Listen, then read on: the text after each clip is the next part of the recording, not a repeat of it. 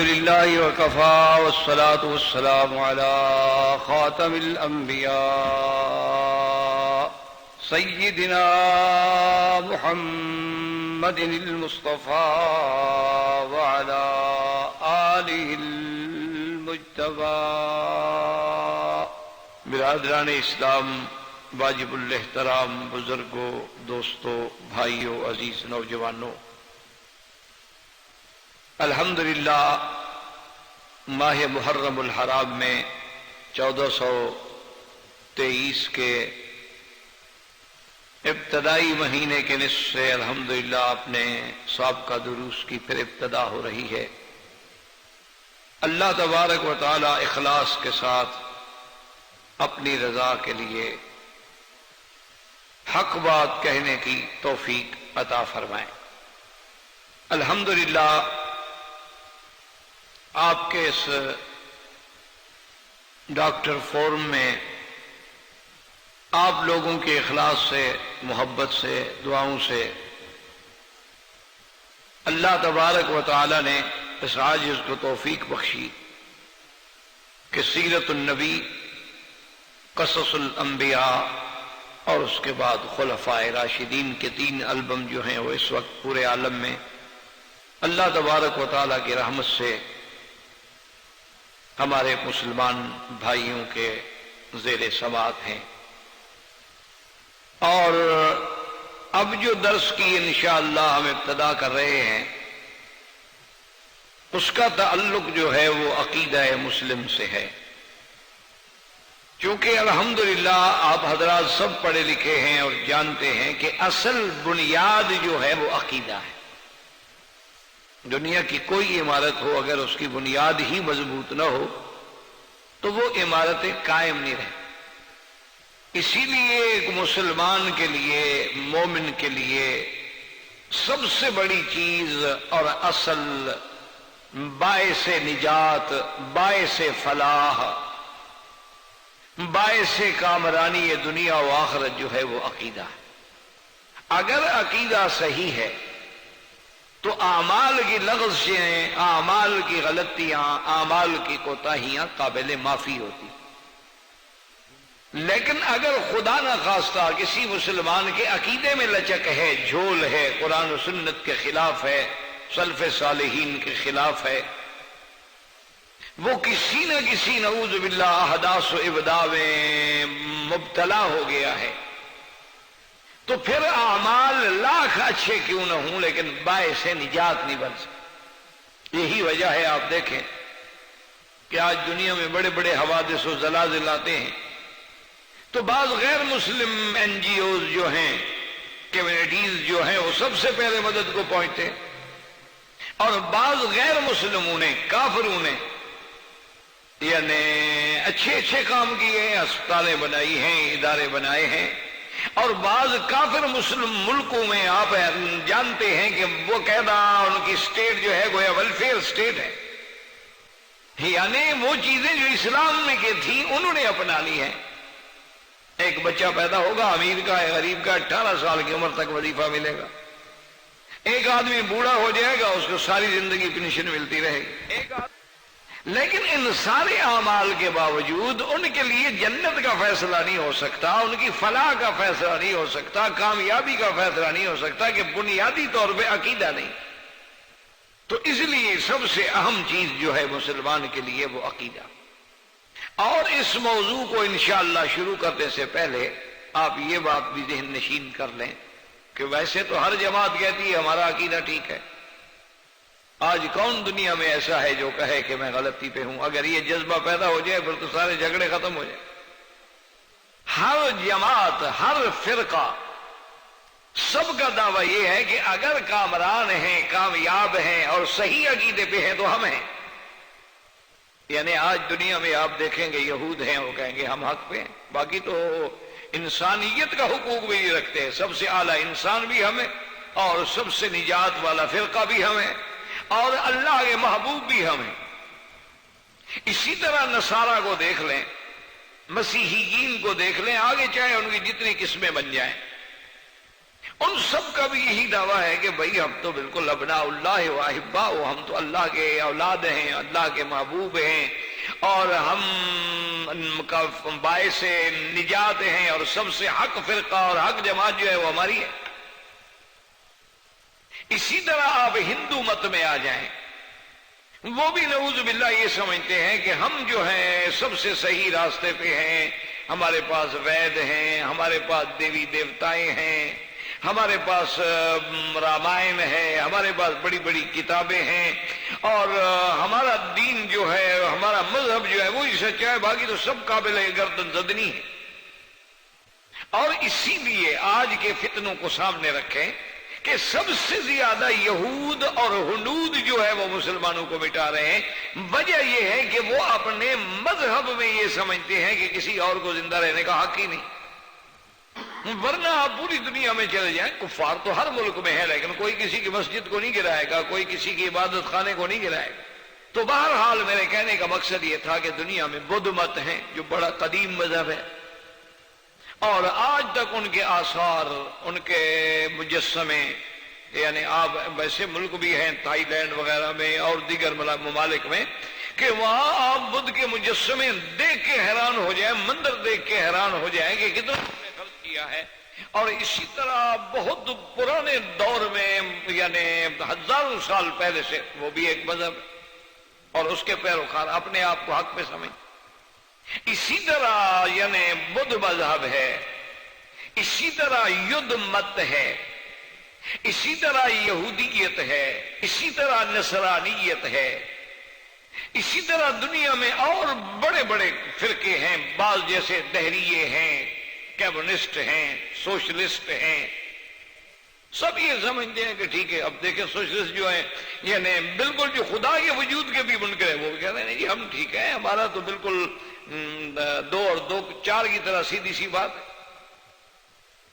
اور اس کے بعد یہ حیرت کی بات ہے کہ مسلمان کہلانے والے سرکار دو عالم صلی اللہ علیہ وسلم کو امام نبی، امام الانبیاء ماننے والے، خاتم الانبیاء ماننے والے، بدقسمتی یہ ہے کہ ان کے اندر بھی اتنے فرقے پیدا ہو گئے۔ ان کے نام لیوا، حضور کے کلمے پڑھنے والے نام لیواؤں میں اتنے فرقے پیدا ہو گئے ہیں، کہیں روافض ہیں، کہیں خوارج ہیں، کہیں نواسب ہیں، کہیں عباضیہ ہیں، کہیں اسماعیلیہ ہیں، کہیں آغا خانیہ ہیں، کہیں قادیانیہ ہے۔ اتنے فرق پیدا ہو گئے، نعوذ باللہ ثم نعوذ باللہ، کے بے حد و شمار، اور سب کا دعویٰ یہ ہے کہ ہم حق پہ ہیں۔ تو اس لیے پہلے انشاءاللہ اس اہم موضوع کو سننے اور سمجھنے سے پہلے آپ دماغ میں رکھ لیں کہ دعویٰ کرنا تو بڑا آسان ہے، لیکن ہمیں سب سے پہلے 2 باتوں کا دماغ میں اگر رکھ لیں کہ بھی ہم جو عقیدہ کر رہے ہیں تو اس عقیدے کے بارے میں ہم نے پوچھنا کس سے ہے۔ دیکھو نا، مثلا میں بیمار ہوں، پہلے میں یہ تو فیصلہ کروں نا میں نے کس ڈاکٹر سے علاج کرانا ہے، میں نے کس ہسپتال میں جانا ہے۔ اگر میں یہ بھی طے نہیں کر سکا تو پھر تو ٹھیک ہے، بیمار سوچتے سوچتے مر جائے گا، یا مذبذب ہو گیا کہ کبھی ادھر کبھی ادھر، کبھی ادھر کبھی ادھر۔ جس نے دوائی دی ایک دن استعمال کی جی فائدہ نہیں ہوا، دوسرے کی شروع ہو گئی، ایک دن استعمال کی فائدہ نہیں ہوا، تیسرے کی شروع ہو گئی، ایک دن استعمال کی فائدہ نہیں ہوا، وہ تو میدا نہ رہا بلکہ دواؤں کا مستودع بن گیا۔ اب کوئی دوائی اس پہ کیا اثر کرے؟ تو اس لیے سب سے پہلے ہمارے دماغ میں، ہمارے اذہان میں، ہمارے افکار میں یہ بات بیٹھنی چاہیے کہ کیا ہم خدا کو مانتے ہیں کہ اللہ ہی ہمارا خالق ہے۔ ایک لوگ وہ بھی تو ہے نا جو خدا کو نہیں مانتے، ان کو الگ رکھتے، وہ تو خدا کے قائل ہی نہیں ہو، کہتے کوئی خدا نہیں۔ ہزاروں سال گزر گئے، ہمیں آج تک نظر نہیں آیا، تو خدا کہاں ہے؟ وہ کہتے ہیں دیکھو جی عجیب بات ہے، یہ لوگوں نے خواہ ہمارے لیے ایک پرابلم بنائی ہوئی ہے، بلڈنگ ہم بناتے ہیں، پھول ہم لگاتے ہیں، گندم ہم اگاتے ہیں، فصلیں ہم اگاتے ہیں، ٹریکٹر ہم چلاتے ہیں، اللہ نے پیدا کی ہے، اللہ بھی تو آئے نہیں۔ وہ ایک الگ ہے، ان کو تو آپ رہنے، ان کا انشاءاللہ الگ موضوع ہے۔ لیکن جو لوگ خدا کو ماننے والے ہیں، جن کا عقیدہ ہے کہ خدا ہے، اور جن کا عقیدہ یہ ہے کہ خدا ہی نے ہمیں پیدا کیا، اللہ نے ہمیں پیدا کیا، اللہ ہی ہمارا خالق مالک ہے، تو اب ان کے لیے لازمی بات ہے کہ وہ تو پھر اللہ سے ہی پوچھیں گے نا، جو بنانے والا ہے، جس نے ہمیں پیدا کیا، کہ جی اس نے ہمیں کیوں بنایا۔ دیکھو نا، اب ایک چیز بن رہی تھی ابھی راستے میں، تو میں ڈاکٹر صاحب سے پوچھ رہا تھا کہ یہ کوئی سیڑھی لگا رہے ہیں، انہوں نے کہا نہیں یہ تو اندر فلاں چیز بن رہی۔ تو اگر کوئی چیز ہمارے سامنے بنے گی تو ہم پوچھیں گے کہ جی یہ کیا ہے، وہ کہے جی مارکیٹ ہے۔ بھائی یہ کیا بنایا، انہوں نے کہا جناب یہ مسجد ہے۔ بھائی یہ ساتھ میں کیا ہے، انہوں نے کہا جناب یہ پارکنگ ہے۔ تو ہر چیز کا کوئی مقصد تو ہے نا۔ تو اگر اللہ تبارک و تعالیٰ کو ہم مانتے ہیں، ہم یہ مانتے ہیں کہ اللہ نے ہی اس کائنات کو پیدا کیا ہے اور ہمیں پیدا کیا ہے اور ساری مخلوق کو پیدا کیا ہے، تو پھر لازماً یہ فطری طور پہ ہمیں بغیر کسی دقت کے ماننا ہوگا کہ پھر ہمیں اسی سے ہی پوچھنا ہوگا کہ اس نے ہمیں کیوں پیدا کیا اور کن باتوں سے وہ راضی ہے، کن باتوں سے وہ ناراض ہوگا، اور اس نے ہمیں اپنے بارے میں عقیدہ رکھنے کی کیا ہدایت۔ یہ لازمی بات، فطری بات، اس کا کوئی انکار ہی نہیں کر سکتا۔ ہاں ایک آدمی خدا کو نہیں مانتا، وہ اللہ کی ذات کا ہی قائل نہیں ہے۔ اچھا بعض لوگ ہوتے ہیں کہ مانتے تو ہیں لیکن انکار کرتے ہیں انادن، یعنی بطور اناد انکار کر دیتے ہیں۔ جیسے آپ سے کسی کا جھگڑا ہو، کوئی آدمی اس سے پوچھے کہ جی آپ کی ان کے بارے میں کیا ہے، اور نہیں بس ٹھیک ہے، حالانکہ وہ اندر مانتا ہے کہ یہ آدمی اچھا ہے، اچھا ڈاکٹر ہے، سمجھدار ہے، ماشاءاللہ بڑا انٹیلیجنٹ، لیکن ضد ہے۔ جیسے فرعون جانتا تھا کہ خدا ہے، یہ نہیں کہ وہ نہیں جانتا تھا کہ خدا نہیں ہے، اسی لیے تو کہا انا ربکم الاعلی، یعنی رب کا تو وہ بھی قائل ہے، اور اسی لیے فوراً کہا آمنت برب موسیٰ و ہارون۔ جانتا ہی نہیں رب موسیٰ کو تو کیسے مان رہا ہے، وہ جانتا تھا۔ اسی طرح قارون ہے، نمرود ہے، ابی جہل ہے، سب لوگ جانتے تھے۔ تو میرے کہنے کا مقصد یہ ہے کہ سب سے پہلے عقیدے کے بارے میں آپ یہ سمجھیں کہ اگر ہم نے خدا کو مانا ہے، اللہ کو ہم نے مانا ہے، تو پھر اس کی رضا کی بات بھی اسی سے پوچھنی ہے، اور اللہ نے یہ کائنات، یہ نظام عالم جو بنایا ہے، یہ کیوں بنایا ہے، یہ بھی اسی سے پوچھنا ہے۔ اچھا اللہ سے پوچھنے کا طریقہ کیا ہوگا؟ ہم براہ راست تو بات کر نہیں سکتے، نہ کوئی انسان خدا کو دیکھ سکتا ہے۔ ہاں قیامت میں تو اللہ توفیق دیں گے کہ ہر مسلمان کو اللہ کی رحمت سے اللہ کی زیارت ہوگی۔ حضور صلی اللہ علیہ وسلم کی صحیح حدیث مبارک میں ہے، آپ نے فرمایا صحابہ سے، 14ویں کا چاند کھلا ہوا تھا، فرمایا کہ اس کے اندر کوئی شبہ ہے؟ انہوں نے کہا یا رسول اللہ 14ویں کے چاند میں کیا شبہ ہو سکتا ہے؟ پہلی کے چاند میں تو شبہ ہو سکتا ہے، کسی کو نظر آیا کسی کو نظر نہ آیا، باریک ہوتا ہے۔ 14ویں کا چاند تو ہر آدمی کو، بوڑھوں کو بھی نظر آ جاتا ہے۔ تو آپ نے فرمایا انکم سترون ربکم، تم بھی قیامت میں اپنے رب کو دیکھو گے، ولا تضامون فی رؤیتہ، اور اللہ کی رؤیت میں تمہیں کوئی شبہ نہیں ہوگا، یعنی حقیقی زیارت ہو، بالکل سچی صحیح زیارت۔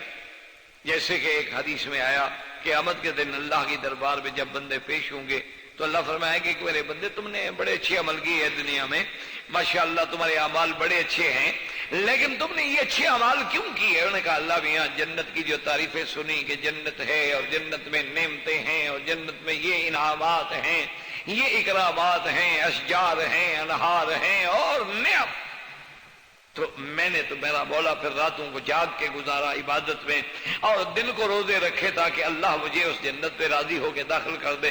اللہ فرمائیں گے میرے بندے تم نے سچ کہا ہے، چونکہ تم نے میری جنت کے لیے عمل کیا ہے، میں بھی راضی ہوں، جاؤ جنت میں داخل۔ اب دوسری جب آدمی آئے گا اللہ فرمائے گا کہ آپ نے بھی بڑی محنت کی، بڑے اعمال کیے ہیں، کیوں کیے؟ انہوں نے کہا اللہ میاں میں نے جب جہنم کے بارے میں پڑھا نا کہ جہنم میں یہ اغلال ہیں، جہنم میں نعوذ باللہ ایسا پانی ہوگا کھولتا ہوا، جہنم کے ایسے طبقات ہیں، جہنم اتنی گہری ہوگی، جہنم میں ایسے طبقات و درکات ہوں گے، اللہ میاں پھر میں تو جہنم کے خوف سے راتوں کو سویا نہیں اور دن کو میں ہمیشہ بھوکا رہا، روزے رکھے ہیں۔ اللہ فرمائے کہ ٹھیک ہے میرے بندے تم نے بھی اچھی بات ہے، جہنم کے خوف سے، میرے عقاب کے خوف سے عمل کیا ہے، جاؤ تم بھی جنت میں داخل ہو جاؤ، اپنے فضل سے میں تمہیں بھی جنت دے۔ اب تیسرا ہے اللہ تبارک و تعالیٰ فرمائیں گے کہ بماذا عملتا، تم نے کیوں عمل کیا اچھے؟ انہوں نے کہا یا اللہ حبا الیک و شوقا الیک، میرا اللہ نہ تو مجھے جنت کی طرف توجہ تھی نہ جہنم کا خوف تھا، مجھے تو تیری محبت تھی اور تیری رضا، میں نے تو صرف تیری محبت میں اور تیری رضا حاصل کرنے کے لیے جو کچھ کیا ہے کیا ہے۔ تو حدیث میں آتا ہے اللہ فرمائیں گے میرے بندے تم نے سچ کہا ہے، اور اللہ پھر اپنے حجاب ہٹا کے ان کو زیارت کرائیں گے، اور اس کے بعد وہ جنت میں داخل ہوگا، کیونکہ اللہ کی زیارت سے بڑی چیز بڑی نعمت کیا ہو سکتی۔ تو اس لیے ہمیشہ اصولی سی بات ہے کہ اللہ سے ہم براہ راست بات نہیں کر سکتے، اللہ تبارک و تعالیٰ کی ہمیں رؤیت نہیں ہو سکتی، تو اب ہم کیسے پوچھیں گے؟ تو اس لیے ہمیشہ یاد رکھیں کہ اس نظام عالم کو بنا کر، اس نظام دنیا کو قائم کرنے کے بعد، یہاں اپنی مخلوق بھیجنے کے بعد، اللہ تبارک و تعالیٰ نے اپنی رضا بتلانے کے لیے، اپنے فرامین کے حیثیت کے لیے اللہ نے انبیاء کو بھیجا، پیغمبروں کو بھیجا، اور وہ سلسلہ نبوت حضرت آدم سے شروع ہوا، اور سلسلہ رسالت حضرت نوح علیہ السلام سے شروع ہوا، اور ختم ہوا سیدنا محمد الرسول اللہ صلی اللہ علیہ وعلا آلہ واصحابہ وسلم پر۔ یہ سارے پیغمبر کیوں آئے؟ اسی لیے تو آئے کہ ہمیں بتائیں، کیونکہ پیغمبروں کا تعلق جو ہے وہ اللہ کے وحی کے ساتھ ہوتا ہے، اللہ تبارک و تعالیٰ ان پہ وحی بھیجتے ہیں، اور اللہ تبارک و تعالیٰ انہیں مامور فرماتے ہیں، اللہ کی طرف سے وہ رسول بن کے آتے ہیں، اللہ کا پیغام لاتے ہیں، اور اللہ کے احکام کو پہنچانے کے پابند ہوتے ہیں، اور اللہ کے پیغمبر پھر امتوں کو دعوت دیتے ہیں اور بتاتے ہیں کہ خدا کیا چاہتا ہے۔ اسی لیے یہ سلسلہ قائم کیا گیا کہ اللہ نے کتابیں بھیجی، اللہ نے پیغمبر بھیجے۔ اب کتاب لانے والا پیغمبر کے پاس کون ہے؟ فرشتے بھیجے گئے۔ اسی لیے آپ نے دیکھا ہوگا کہ سب سے پہلے جب آپ ایمان کی بات کرتے ہیں تو آمنت باللہ وملائکتہ وکتبہ ورسلہ، یعنی آپ اقرار کرتے ہیں کہ اللہ پر ایمان، اور پھر اللہ کے فرشتوں پر ایمان۔ کیوں؟ اگر فرشتے پہ ایمان نہیں تو کتاب لانے والا تو فرشتہ ہے، اور فرشتہ جو لایا ہے وہ کیا ہے؟ وہ اللہ کی کتاب ہے، تو پھر کتاب پر ایمان۔ اور وہ کتاب کس پہ لائی گئی ہے؟ اللہ کے پیغمبر پہ، تو پھر لازم بات ہے کہ رسول پہ ایمان۔ اور یہ سارا نظام کیوں بنایا گیا؟ وبالیوم الآخر، تاکہ آخرت پر ایمان ہو کہ وہاں سزا اور جزا کا فیصلہ ہوگا۔ اور جب یہ سارا کچھ ہو گیا تو اب کبھی ہم دیکھتے ہیں کہ یہاں بھلائی بھلائی ہے اور یہاں برائی برائی ہے، کہ ہم دیکھتے ہیں کہ آج یعنی آپ دیکھیں گے مسجد اقصی سے لے کر ہند تک ہر جگہ مسلمان جل رہا ہے۔ یعنی آپ ذرا نظر دوڑائیں کہ اقصی کہاں ہے اور بابری مسجد کہاں ہے، عرب کہاں ہے اور ہند کہاں ہے، یہود کہاں ہے اور ہنود کہاں ہے، لیکن ہر جگہ مسلمانوں کو آگ میں جلایا جا رہا ہے، انہیں روندا جا رہا ہے، ان کی عصمت دری کی جا رہی ہے۔ یعنی ایک ماں فریاد کرتی ہے کہ خدا کے لیے میرے پیٹ میں بچہ ہے، میں حاملہ ہوں، رحم کرو۔ کہتے ہیں ہاں بالکل رحم کرتے ہیں، پیٹ چیر کے بچہ باہر پھینکتے۔ یہ کیا ہو رہا ہے بھئی؟ خدا کے نام لیوا ہے، 90 مسجدیں جو ہے ملیا میٹ کر دی گئی، 10 مسجدوں کو مندروں میں بدل دیا گیا۔ یہ آخر کیا ہو رہا کہ جب بھی گرتی ہے برق گرتی ہے تو بیچارے مسلمانوں پر؟ آخر بات کیا ہے کہ کافر بڑے آرام سے ہیں، وہ دندنا رہے ہیں، یعنی وہ کسی کے غلیل سے مارے ہوئے ایک ڈھیلے کا جواب جو ہے ٹینک سے اور F-16 سے دیتے ہیں، اور مسلمان ہر جگہ کچلا جا رہا ہے۔ اس کی وجہ کیا ہے آخر؟ اور کچھ نہ ہو، چلو ہم برے ہیں، بڑے خراب ہیں، لیکن نام تو اللہ کا لیتے ہیں، مسلمان تو کہلاتے ہیں۔ تو اسی لیے اب آپ عقیدے کے پہلے لفظ پہ آ جائیں کہ نؤمن بالقدر خیرہ و شرہ، نؤمن بالقدر خیرہ و شرہ من اللہ تعالی، اللہ ہمارا تیری تقدیر پہ ایمان ہے، خیر بھی تو بھیجتا ہے اور شر بھی تیری طرف سے آتا ہے، لیکن ادب کا تقاضا ہے کہ خیر تیری طرف منسوب کریں گے، شر کی نسبت تیری طرف نہیں کریں گے، ورنہ ہر چیز تو تیری طرف سے۔ اور یہی وہ ادب ہے جیسے کہ ابراہیم علیہ السلام نے، اللہ کے قرآن میں ہے، انہوں نے کہا کہ مجھے وہی کھلاتا ہے، وہی پلاتا ہے، لیکن جب بیماری کا ذکر ہے کہا فَإِذَا مَرِضْتُ فَهُوَ يَشْفِينِ، اور جب میں بیمار ہوتا ہوں وہ شفا دیتے ہیں، یعنی بیماری اپنی طرف نسبت کی، حالانکہ بیماری بھی تو اللہ دیتے ہیں۔ لیکن طریق ادب یہی ہے. تو اب ہم یہ کہیں گے کہ نؤمن بالقدر خیرہ، یہ جو کچھ ہو رہا ہے اس کی تقدیر کا فیصلہ ہے، اور اسی میں اللہ تبارک و تعالی چونکہ خیر و شر اسی کے ہاتھ میں، تو جس کو ہم تباہی سمجھ رہے ہیں، جس کو ہم زوال سمجھ رہے ہیں، جس کو ہم موت سمجھ رہے ہیں، جس کو ہم ہلاکت سمجھ رہے ہیں، پتہ نہیں اس کے علم میں کیا ہے. تو اس لیے عقیدے میں ہم نے پڑھا نؤمن بالقدر خیرہ و شرہ من اللہ، سب اللہ کی طرف سے. ما اصاب من مصیبت الا باذن اللہ، کوئی مصیبت نہیں آتی مگر اللہ کے اذن سے. قل لن یصیبنا الا ما كتب اللہ لنا، ہمیں کوئی تکلیف نہیں پہنچی مگر جو اللہ نے لکھا. آمنا باللہ. تو اب اگر دنیا میں بھی یہ ہو کہ کفر دندناتا رہے، مسلمان ضعیف رہے، تو آخر فیصلہ کب ہوگا؟ فرمایا والبعث بعد الموت، کہ جب دوبارہ اٹھائے جاؤ گے. اصل یہ دنیا تو بالکل دار العمل ہے، یہ تو شے کوئی نہیں، اصل تو دار الجزا ہے، یہ تو چند روزہ دنیا ہے. اسی لیے ایک حدیث مبارک میں آتا ہے کہ اللہ کے ہاں اس دنیا کی قدر و منزلت قدر جناح بعوضۃ، ایک مچھر کے پر کے برابر بھی ہوتی. لما سقا منہا، تو کافر کو تو ایک شربت ماء، ایک پانی کا گھونٹ بھی اللہ نہ دے دے، دشمن کو کون دیتا ہے؟ لیکن چونکہ اللہ کے ہاں یہ چیز ذلیل ہے، ہمارے نزدیک چونکہ بڑی اہمیت رکھتی ہے، اس لیے ہم پریشان ہوتے ہیں.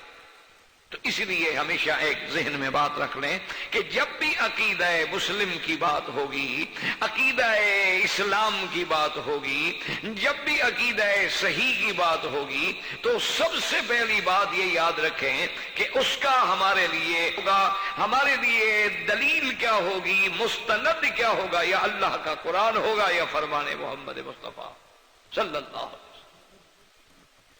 ہمارا اصل مرجع جو ہے، ویسے علماء کے نزدیک 4 مراجع ہوتے ہیں جن کا ذکر کتابوں میں کیا جاتا ہے، کہ ایک مرجع جو ہے کتاب اللہ، اور دوسرا ہے سنت رسول اللہ صلی اللہ علیہ وسلم، اور تیسرا ہے اجماع امت، اور چوتھا ہے قیاس.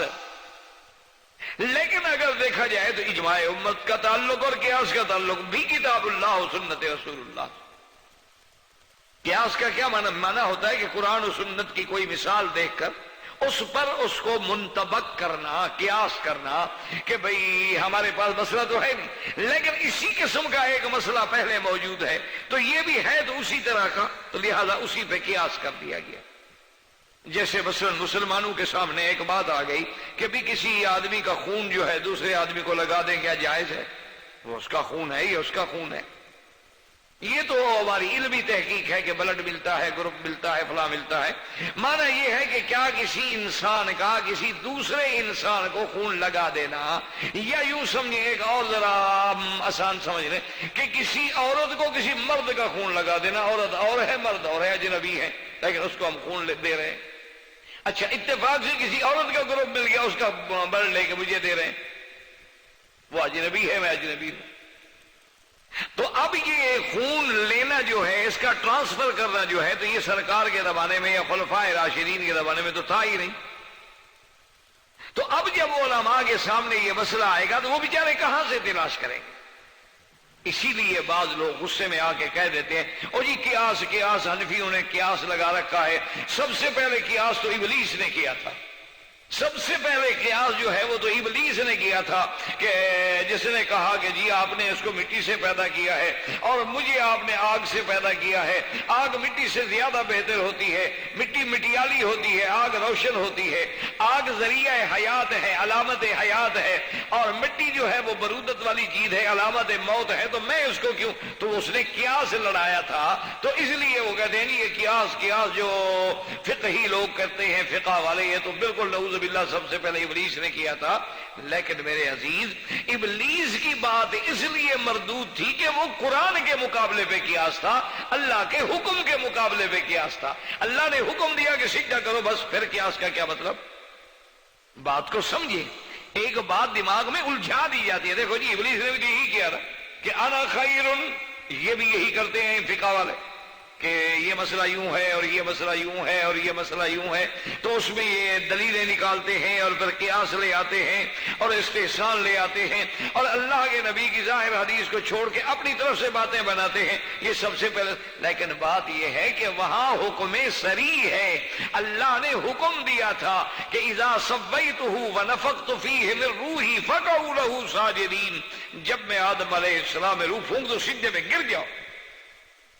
اس لیے اللہ دوسرے مقام پہ فرماتے ہیں کہ قال یا ابلیس ما منعک ان تسجد، تمہیں کسی نے منع کیا ہے جبکہ میں نے امرتک، تمہیں حکم دیا ہے. تو حکم کے مقابلے پر یاد رکھو، جب حکم قرآن میں آ جائے یا حکم فرمان رسول میں آ جائے تو وہاں قیاس نہیں ہوتا، وہ تو حکم ہے، نص موجود ہے، بات ختم ہو گئی. قیاس تو وہاں کیا جاتا ہے کہ جہاں قرآن میں ہمیں مسئلہ نہ ملے، حدیث رسول عربی صلی اللہ علیہ وسلم میں مسئلہ نہ ملے اور مسئلہ پیش آ جائے کہ بلڈ دینا ہے، اور آج کل بلڈ دینا جو ہے وہ اتنا ضروری ہو گیا کہ کوئی آپریشن نہیں ہو سکتا.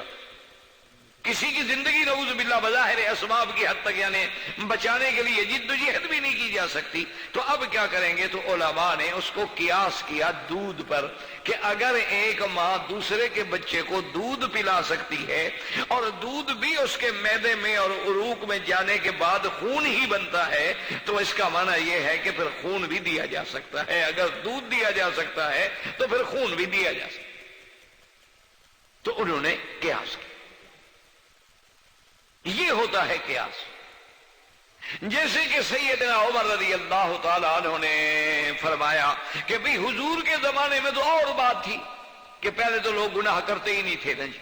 اگر کبھی کسی سے کوئی غلطی ہو گئی، کسی نے کوئی شراب پی لی، نشے میں آ گیا بیچارہ، تو وہ پکڑا گیا تو جی 40 بیت مار دو. اچھا وہ بیت بھی کیا ہوتے تھے کہ ایسے بس ایسا ایسا مار دو. اچھا کوئی آدمی تو ایسے رومال کو ایسے لپیٹ کے بیت بنا کے مار دیتا تھا. کیوں؟ مقصد تو یہ ہوتا تھا کہ عامت الناس کے سامنے کھڑے ہو کر اس کو شرابی سمجھ کے حد ماری جائے. اس کے لیے تو یہی سزا کافی تھی. بیت کو آگ لگائیں وہ تو مر جاتا تھا. یہ تو آج لوگ بڑے بڑے بہادر ہیں نا، ٹکٹکی پہ کھڑا کر کے کوڑے مار دو پھر بھی اتر کے کہتے جی کیا ہوا. اس وقت تو شریف لوگ تھے، ان پر تو صرف الزام ہی لگ جاتا تھا نا نعوذ باللہ کسی گلی میں، تو وہ تو محلے چھوڑ کے شہر چھوڑ کے نکل جاتے تھے کہ بھئی اس علاقے میں مجھ پہ الزام لگ گیا ہے، میں کیسے رہوں. اور جس کو سزا مل جاتی تھی وہ تو جیتے جی مر جاتا تھا، یعنی نعوذ باللہ وہ تو بدنام ہو جاتا ہے. سزا یافتہ ہے، سزا یافتہ ہے، شرابی ہے، شرابی ہے، اس کو کوڑے مارے گئے. لیکن جو ہم حضور کے زمانے سے دور ہوتے گئے، لوگ بگڑتے گئے، تو حضرت عمر نے کہا صحابہ سے کہ اب تو وہ 40 ایستا ایستا والے جو کوڑے ہیں نا، چھڑے مار لیاں، اس سے کچھ نہیں بنتا، یہ لوگ نہیں چھوڑتے، ان کے لیے تو اب سخت سزا چاہیے. تو سب نے سر جوڑ کے فیصلہ کیا. کسی نے کہا کہ چلو جی وہ 40 مارو لیکن زور سے مار دو، کسی نے کہا نہیں 50 کر دو، کسی نے کہا جی 60 کر دو. بہرحال اپنی اپنی رائے چلتی رہی.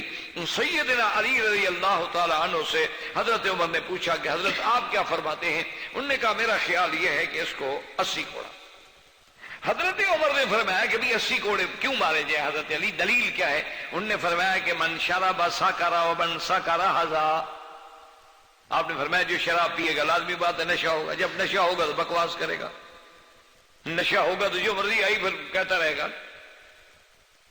اور اللہ نے قرآن میں کسی پر ناجائز تہمت لگانے کی سزا جو ہے وہ 80 کوڑے رکھی ہے قذف المحصنات میں. تو یہ بھی تو جب نشے میں ہوگا جو مرضی ہے کہتا رہے گا، کسی کو ماں، کسی کی بہن، کسی کو سب شروع کر دے گا. تو اس کو اسی سزا پر ہم اندازہ کر لیتے ہیں. تو اس کا معنی یہ تھا کہ اس سزا پر قیاس کیا کہ جو آدمی ناحق تہمتیں لگا رہا ہے وہ بھی تو عقل والی بات نہیں کر رہا نا، اور شرابی جب عقل میں نہیں ہوگا تو وہ بھی تو وہی باتیں کرتا ہے. اس لیے ہمیشہ یاد رکھیں ایک ہوتا ہے قیاس نص کے مقابلے پہ، نعوذ باللہ وہ کون جائز سمجھتا ہے؟ جب قرآن میں نص ہے، یہ حدیث مبارک میں نص ہے، اللہ کے نبی نے واضح کر دیا، تو پھر کسی کو قیاس کی کیا طاقت ہے؟ پھر اس میں اجماع کرنے کی کیا ضرورت ہے؟ اجماع بھی تب ہوتا ہے یاد رکھو کہ ایک مسئلے کی اصل تو موجود ہے لیکن اس کی وہی ترتیب موجود نہیں. جیسے کہ حضرت عمر نے دیکھا کہ لوگ تراویح پڑھ رہے ہیں رمضان میں، تراویح تو حضور نے بھی پڑھائی 3 رات، تو مانا ہے کہ تراویح پڑھانا تو سنت ہے، ثابت ہو گیا. کہ حضور پاک نے پڑھائی، اور پھر چوتھی رات حضور تشریف نہ لائے، اس کی بھی وجہ دی، حضور نے فرمایا کہ اگر میں آ جاتا تو اللہ ہمیشہ کے لیے میری امت کے لیے فرض کر دیتے تو پھر میری امت کے لیے مشکل ہو جاتی، تو ورنہ اس کا پڑھنا تو حضور سے ثابت ہو گیا۔ اب حضرت عمر نے صرف یہ دیکھا کہ بھی کوئی آدمی ادھر کھڑا ہے، کوئی ادھر کھڑا ہے، کوئی ادھر کھڑا ہے، انہوں نے فرمایا کہ لو جماعتہم علی قاری واحد، کہ اگر میں ان کو ایک قاری کے پیچھے کھڑے کر دوں تو سبحان اللہ جماعت بھی بڑی ہو جائے گی اور سارے قرآن پاک کو بھی سنیں گے۔ تو حضرت نے حکم دیا کہ ابی ابن کعب جو اقرا تھے صحابہ میں، وہ امام بنے، وہ تراویح بنائے اور سب کٹھے ہو جائیں۔ اچھا، سب صحابہ نے حضرت عمر کی بات کو مان لیا، کسی نے اعتراض نہ کیا، تو خلیفہ راشد کی سنت بھی ہو گئی اور اجماع بھی ہو۔ تو اس لیے ہمیشہ یاد رکھیں کہ اصل بنیاد کیا ہے؟ کتاب اللہ اور سنت رسول صلی اللہ علیہ وسلم۔ اور پھر تیسرا درجہ کیا ہے؟ اجماع، اور چوتھا درجہ کیا ہے؟ قیاس۔ لیکن اجماع و قیاس بھی پھر کتاب و سنت کی طرف لوٹ آئیں گے، تو لہذا مرجع کیا رہے گا؟ قرآن رہے گا یا فرمان رسول عربی رہے گا صلی اللہ علیہ وسلم۔ اچھا، اب اسی طرح ایک اور بات سمجھ لیں کہ بعض چیزیں ہیں کہ روایت تو ملتی ہے ہمیں حضور صلی اللہ علیہ وسلم، لیکن وہ خبر واحد ہے، یعنی ایک صحابی نے خبر عطا فرمائی، وہ بھی ہمارے لیے آنکھوں پر جو حدیث رسول ہے، لیکن ایک حدیث مبارک ہے جو بالکل متواتر ہے، تواتر ہے، یعنی ماشاءاللہ اس صحابی نے بھی روایت کی، اس نے بھی روایت کی، اس نے بھی روایت کی، اس نے بھی روایت کی، پھر تواتر چلا آ رہا ہے ماشاءاللہ۔ تو اس لیے اب دونوں میں تھوڑا سا فرق ہو جائے گا کہ وہ جو ہے تواتر سے متواتر ثابت ہے یا قرآن کی آیت سے، وہ تو قطعیات کہلائیں گے، یقینیات اور قطعیات، کہ بھئی یہ حکم تو یقینی قطعی، بس اس میں تو کوئی زبر زیر بھی اونچی نیچی نہیں کر سکتا۔ اور اگر متواتر کے درجے پہ نہیں پہنچی اور نص میں ہمیں کوئی چیز نہیں ملی تو پھر وہ ظنیات میں آئے گی۔ ظنیات پر بھی عمل ہوتا ہے، یاد رکھیں، یہ نہ ہو کہ ہر ظن جو ہے نعوذ باللہ باطل ہوتا ہے، کبھی تو ظن بمانے یقین بھی ہوتا ہے، جیسے اللہ فرماتے ہیں وَأَنَّهُمْ يَظُنُّونَ أَنَّهُمْ مُلَاقُو رَبِّهِمْ، ان کو یقین تھا کہ ہم نے رب کو ملنا ہے۔ إِنِّي ظَنَنْتُ أَنِّي مُلَاقٍ حِسَابِيَهْ، کہ مجھے یقین تھا کہ مجھے رب کے پاس جانا ہے لفظ ظن لیکن یقین کے معنی میں۔ اور کبھی ظن کے معنی ہوتا ہے، جیسے اللہ نے فرمایا کہ یہ کافر لوگ جو ہیں کیا کرتے ہیں، ان کے پاس بھی دلیل تو ہے نہیں، انہوں نے تو خود نام رکھے ان یتبعون الا الظن وما تهوى الانفس، اور دوسری جگہ فرمایا یتبعون الا الظن وان الظن لا یغنی من الحق شیئا، یہ لوگ تو محض اپنے تخیلات توہمات پہ پیچھے لگے ہوئے ہیں، اور اس قسم کے تخیلات توہمات جو ہے وہ تو کوئی فائدہ نہیں پہنچا۔ تو اس لیے یہ ظن الگ ہے، ایک وہ ظن ہے کہ ہمیں جیسے ہم نماز میں بھول گئے تو ظن پہ عمل کریں گے، ہم راستے میں جا رہے تھے کعبہ شریف نہیں ملا، اندھیری رات ہے سمجھ نہیں آ رہا، تو ظن غالب پہ عمل کریں گے۔ تو اس لیے ہمیشہ یاد رکھیں، تو اب جو بات اور جو بحث اور جو چیز ہم الحمدللہ اپنے دروس کی ابتدا کرنے والے ہیں یعنی عقیدے کی، تو اس کے ثبوت کے لیے لازمی بات یہ ہے کہ نص ہوگا اور یہ حدیث متواتر قطعی ہوگی، قطعی ثبوت ہوگی، جس کے اندر کسی قسم کی کوئی بات کا احتمال نہیں ہوگا۔ عقیدہ ایسی بات نہیں ہوتی کہ ضعیف روایت بھی بندہ پیش کر دے، تو جب ضعیف روایت عقیدے میں پیش نہیں کر سکتا تو پھر یہ کہے کہ بزرگوں نے فرمایا ہے، تو اس سے عقیدے ثابت نہیں ہوتے۔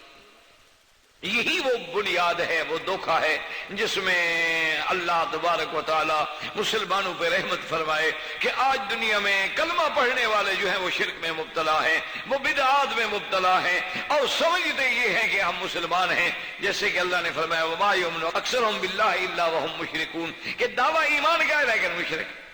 تو اس لیے ایک بات کو یہ رکھیں، سب سے پہلے چونکہ ہمیں پیدا ہی اللہ نے کیا ہے تو پوچھنا اللہ سے، اللہ نے کن کو بھیجا ہے؟ پیغمبروں کو۔ اللہ نے ان کے ساتھ کیا بھیجا ہے؟ کتاب کو۔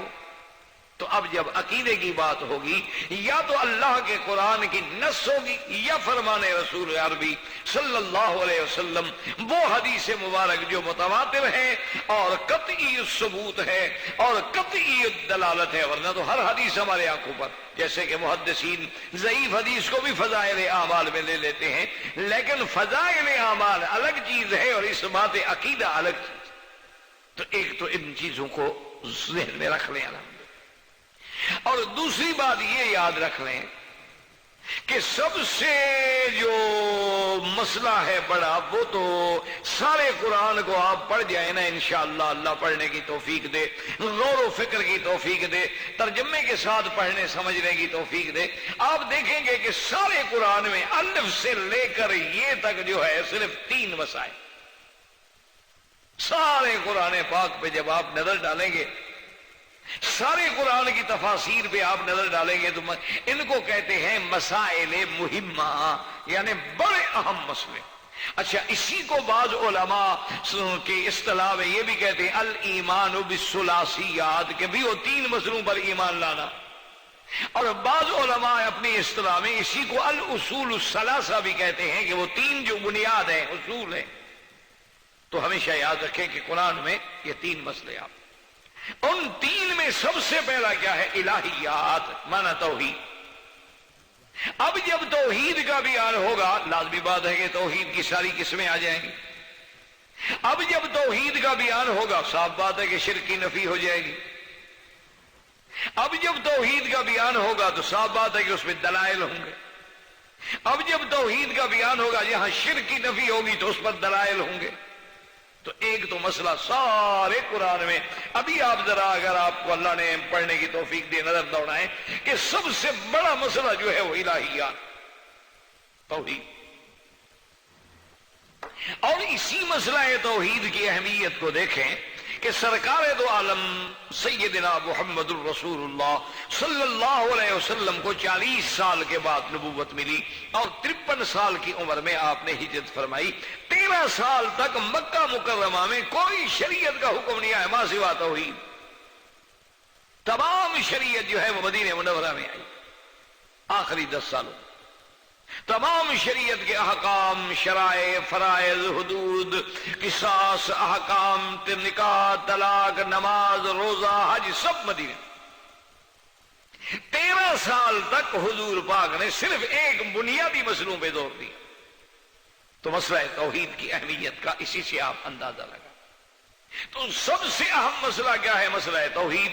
جب توحید آئے گی تو اس میں پھر توحید ربوبیت بھی آئے گی، توحید الوہیت بھی آئے گی، توحید فی الاسماء و صفات بھی آئے گی، اور ان کا مشرکین کا جو اعراض ہے ان کا رد بھی آئے گا، اس میں ادلہ بھی آئیں گے۔ اور نمبر 2 جو مسئلہ ہے وہ ہے مسئلہ نبوت و رسالت، کہ انبیاء کی نبوت اور رسولوں کی رسالت پر ایمان لانا۔ تو جب انبیاء کی نبوت اور رسولوں کی رسالت پہ ایمان کا مسئلہ آئے گا تو منکرین نبوت اور منکرین رسالت کا رد بھی آئے گا، انبیاء کی نبوت اور انبیاء کی رسالت کا اس بات بھی آئے گا، اس میں دلائل بھی آئیں گے۔ تو دوسرا مسئلہ ہوا نبوت اور رسالت۔ اور تیسرا مسئلہ ہے معاد۔ معاد کا کیا معنی؟ یعنی آخرت پر ایمان، کہ بھئی، اور پھر جب معاد کو مسئلہ آئے گا تو پھر اس میں صرف ایک بات نہیں آئے گی، پھر اس میں ہمارا مرنے کے بعد اٹھنا آئے گا، جنت آئے گی، جہنم آئے گی، صراط آئے گی، حساب آئے گا، میزان آئے گا، پھر اس کی ساری تفصیلات آئیں گی، پھر اس کے لیے دلائل آئیں گی، اور منکرین پہ رد آئے گا۔ تو قرآن کے سب سے بڑے اہم مسائل جو ہے وہ 3، باقی تو احکام ہیں، باقی تو قصص ہیں۔ اللہ نے انبیاء کے قصص بیان کیے، اللہ نے اقوام سالفہ کے قصص بیان کیے، اللہ تبارک و تعالی نے اس میں احکام عطا فرمائے، اللہ نے اس میں حدود کا بیان فرمایا، اللہ تبارک و تعالی نے اس میں جو ہمارے عبادات بدنیہ تھی، عبادات مالیہ تھی، عبادات مشترکہ بین المال والبدن تھی، ان کا ذکر فرمایا ہے۔ لیکن بنیاد جو ہے، اس لیے کوئی بھی آپ سورت دیکھ لیں، جب بھی پڑھیں گے نا، اول میں، اوسط میں، آخر میں لازماً کسی نہ کسی ان 3 مسئلوں میں سے کوئی مسئلہ آ جائے۔ تو اس لیے یعنی اندازہ فرما لیں کہ سب سے اہم مسئلہ جو ہے وہ اللہ کی توحید۔ اور اس کے ساتھ دوسری بات کو بھی ذہن میں رکھ لیں کہ سب سے پہلے توحید کے خلاف جو شرک کی بنیاد پڑی ہے یہ بھی بہت پرانی ہے، حضرت نوح علیہ السلام کے زمانے سے۔ اور پھر یہ بھی دیکھ لیں کہ شرک کی کئی قسمیں، لیکن جو سب سے پرانا شرک ہے وہ ہے بتوں کی پوجا، اور یہ حضرت نوح علیہ السلام کے زمانے سے شروع۔ پھر جوں جوں دور آتا گیا اس کی شکلیں بدلتی گئیں، ترقیاں ہوتی گئیں، حتیٰ کہ وہ دور بھی آ گیا کہ اللہ کے کعبے میں بھی بت، اللہ کے گھروں کو بھی نعوذ باللہ بت خانے میں بدل دیا گیا، کہاں خدا کا کعبہ اور کہاں بت۔ تو اس لیے یہ شرک کی بیماری جو ہے یہ بھی بہت پرانی ہے، چونکہ جب سے توحید چلی ہے لازمی بات ہے کہ پھر باطل تو ہے نا۔ جب سے اللہ نے آدم علیہ السلام کو پیدا کیا، اللہ نے آدم کو اتارنا چاہا تو آخر شیطان تو پھر ہے نا، کیونکہ یہ تو نظام فطرت ہے، یہ تو سنت اللہ ہے کہ جب تک تضاد نہ ہو، تقابل نہ ہو، چیز واضح نہیں ہوتی۔ یعنی اگر رات نہ آئے تو دن کو کون پوچھتا ہے؟ اگر دن نہ آئے تو پھر رات کی کیا قیمت ہے؟ تو لازمی بات ہے کہ نور بھی ہے، ظلمت بھی ہے، حق بھی ہے، باطل بھی ہے، صدق بھی ہے، کذب بھی ہے۔ جب توحید ہے آگے شرک ہے، تو اسی لیے تو پھر پرکھنا ہوگا کہ کس نے توحید کو اپنایا اور کون مشرک بن گیا۔ تو اس لیے سب سے پرانی بات جو ہے وہ یہ۔ اب اس کے بعد دیکھیں کہ شرک کے پھر اقسام بنتے گئے، اور سب سے زیادہ فتنے جو ہیں پھر حضور صلی اللہ علیہ وسلم کے زمانے میں اور آپ کے زمانے کے بعد پھیلانے والے کون ہیں؟ وہ یہود۔ ذرا یہ سارا منظر انشاءاللہ آپ کے سامنے آ جائے تاکہ پھر آگے جب اللہ کو منظور ہے، اللہ توفیق دیں گے، بات شروع ہوگی تو سمجھنے میں اللہ کی رحمت سے آسانی ہوگی۔ پھر یہود نے دراصل جتنے فرقے باطلہ ہیں نا، ان کی بنیاد جب بھی آپ خریدیں گے، ڈھونڈیں گے تو یہود پیچھے ملیں گے۔ انہوں نے شرک کے اپنے اقسام نکال لیے کہ حضرت عزیر کو خدا کا بیٹا بنا لیا، نصارہ نے عیسیٰ علیہ السلام کو خدا کا بیٹا بنا لیا، اور یہودیوں نے پھر اسلام کو نقصان دینے کے لیے جب یہ دیکھا کہ اسلام پوری دنیا پہ غالب آ رہا ہے، کہ اسلام تو پھیلتا چلا جا رہا ہے، بس جہاں سے صحابہ گزر جاتے ہیں لوگ مسلمان ہو جاتے ہیں۔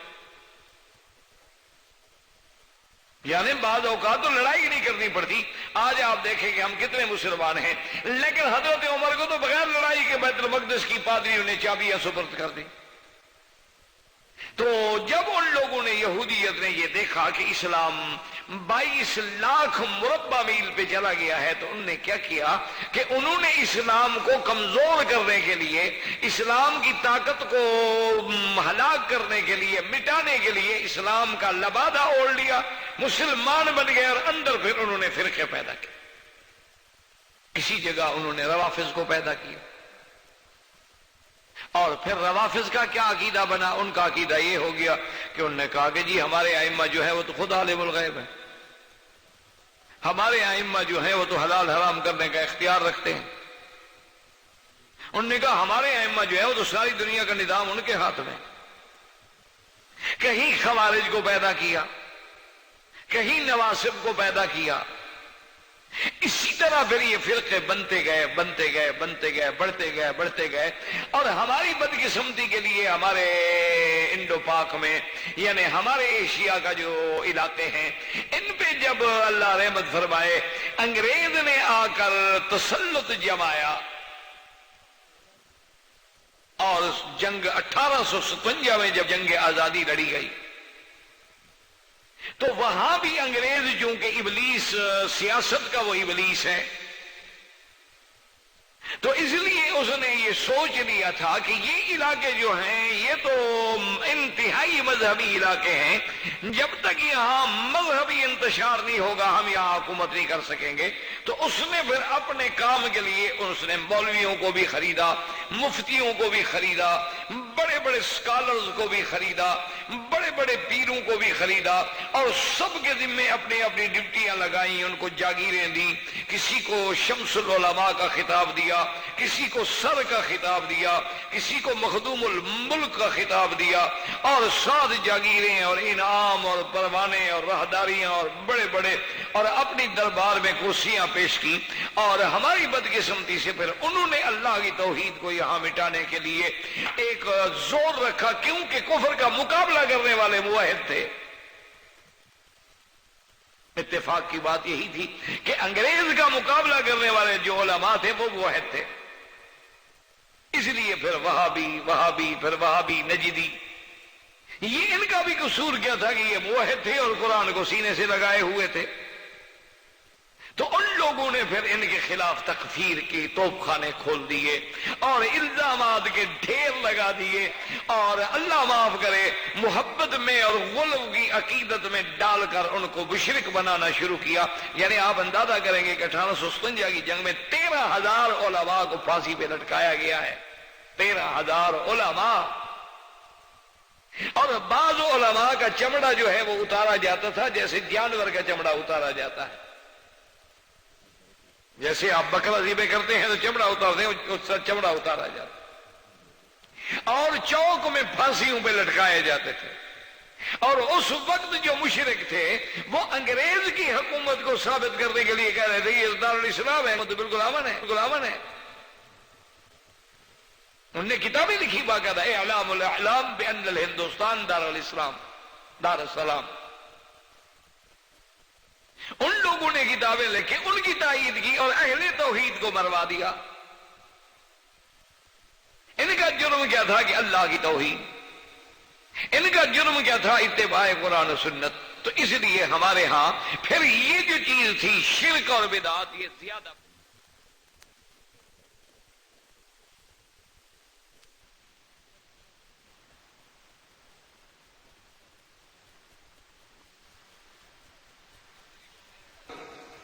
ان کا جرم کیا تھا اتباع قرآن و سنت۔ تو اس لیے ہمارے ہاں پھر یہ جو چیز تھی شرک اور بدعات، یہ زیادہ پھیلے۔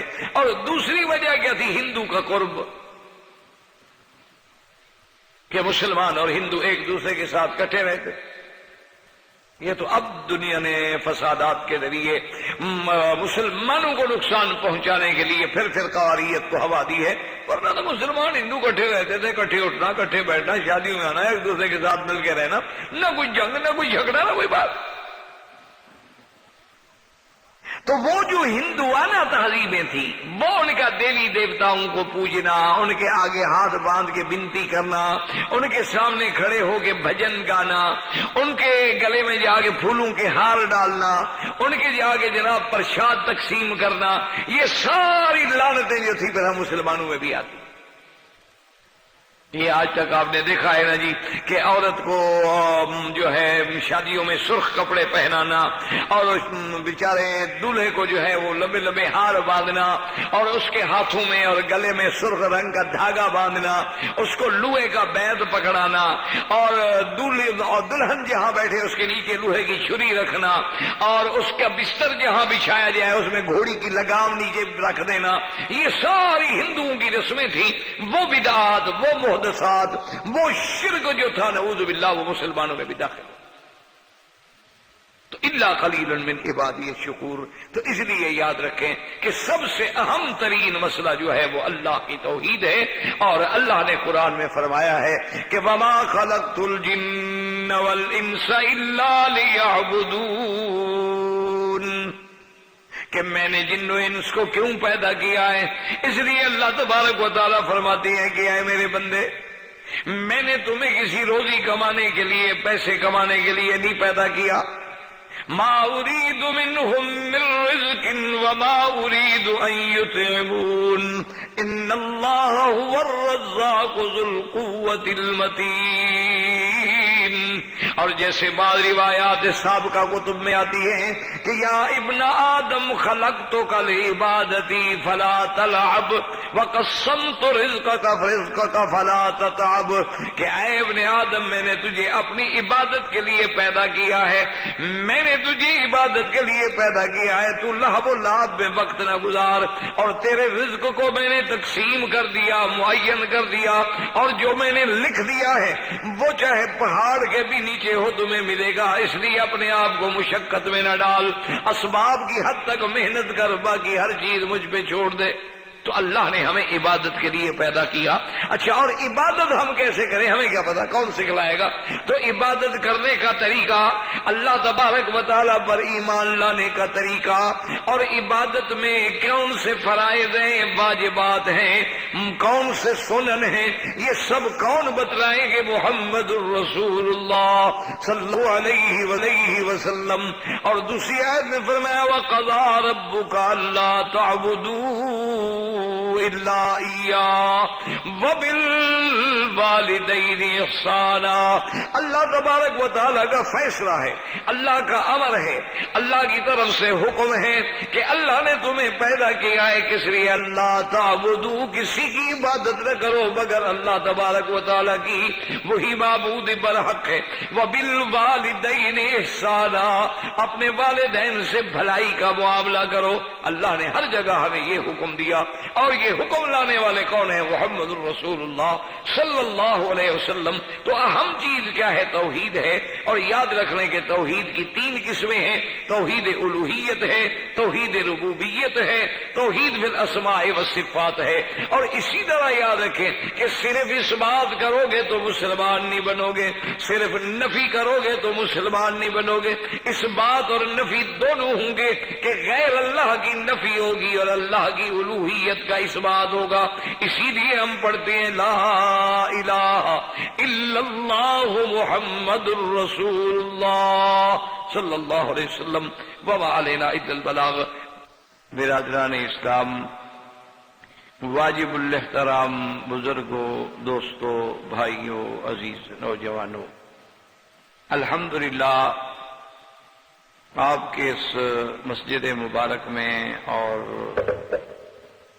اس مقام مبارک میں سلسلہ دروس جو ہے اللہ کی رحمت سے آج اس کا دوسرا درس ہے، اور یہ سلسلہ دروس جو ہے انشاءاللہ یہ عقیدے کے بارے میں ہے۔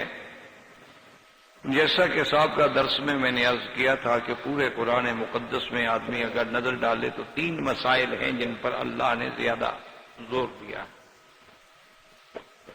اور یہی 3 مسائل جو ہیں دراصل بنیاد ہیں،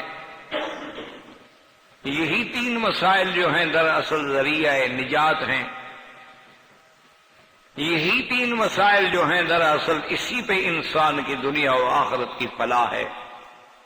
اور وہ 3 مسائل کیا ہیں؟ الہیات، نبوت و رسالت اور معاد۔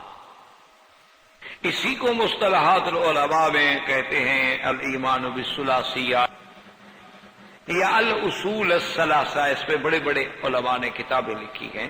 تو یہ 3 اصول ہے بنیادی۔ سب سے پہلا کیا ہے؟ مسئلہ الہ یعنی توحید۔ اور اسی لیے میرے آقا نے سرکار دو عالم صلی اللہ علیہ وسلم نے بھی فرمایا ہے کہ بنی الاسلام علی 5، اسلام کی بنیاد جو ہے 5 چیزیں، جن میں پہلی چیز جو ہے حضور نے ذکر فرمائی شہادت اللہ الہ الا اللہ وان محمد رسول اللہ۔ سب سے پہلی چیز جو ہے وہ شہادت ہے یعنی کلمہ۔